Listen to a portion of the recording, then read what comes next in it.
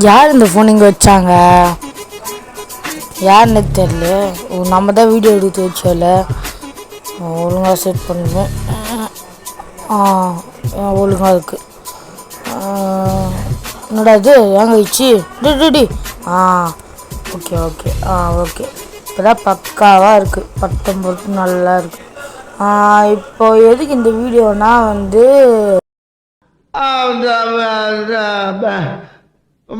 இப்போ நான் என்ன உங்கள்கிட்ட சொல்கிறது?